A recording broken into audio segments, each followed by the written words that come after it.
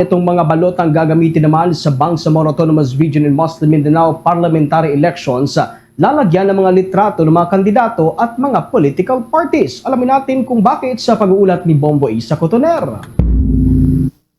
Inanunsyo ni Commission on Elections Chairman George Erwin Garcia na lahat ng gagamiting balota para sa Bangsamoro Autonomous Region in Muslim Mindanao parliamentary elections sa Oktubre ay lalagyan na ng mga litrato ng mga kandidato at pati na rin ang logo ng mga political party para sa representation sa parliament. Dagdag pa niya na magkakaroon na ng none of the above sa pagpipilian ng mga botante. Ibig sabihin sa ilalim ng bahagi ng district representative, ang nasa ilalim nun ay ang pagpipilian ng none of the above. Ito ay para magkaroon ng choice ang mga botante kung ayaw nilang mamili sa mga kandidatong nakalista.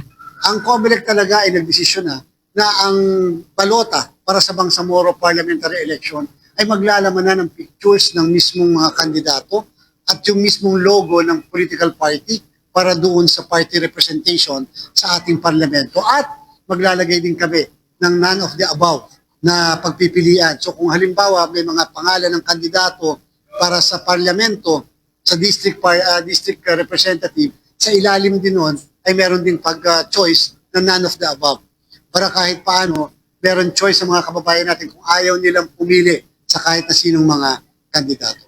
Kaugnay pa ng mga balita na may kaugnayan sa Bangsamoro parliamentary elections, nakikita ng poll body ang malaking posibilidad na sa mga apektado lamang ng redistribution ng 7 parliamentary seats ang magkakaroon ng panibagong filing ng Certificate of Candidacy at hindi na sa buong Bangsamoro dahil nasa batas na continuation lamang ito ng national and local elections. Dagdag pa niya na hindi rin niya nakikita na magbubukas muli ng accreditation ang poll body para sa political parties at sectoral organizations dahil magiging mahaba muli ang proseso para rito. Para lang po alam ng mga kababayan natin sa Bangsamoro, the most siguro na mag-o-open kami ng filing ng candidacy ay doon sa mga lugar na maapektuhan lang ng reapportionment.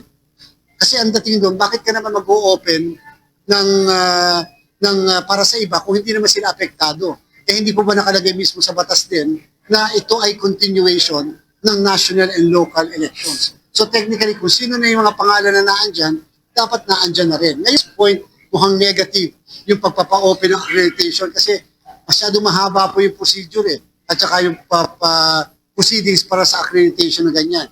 Yung pong tungkol sa political parties, may posibilidad na hindi na rin natin i-open yung pagpapa-accredit sa political parties. Mula sa COMELEC Office Intramuros, Manila, Bombo Isa Cotoner para sa The Vote 2025 coverage ng Bombo Radio Philippines, the #1 and most trusted radio network in the country. Basta Radyo, Bombo!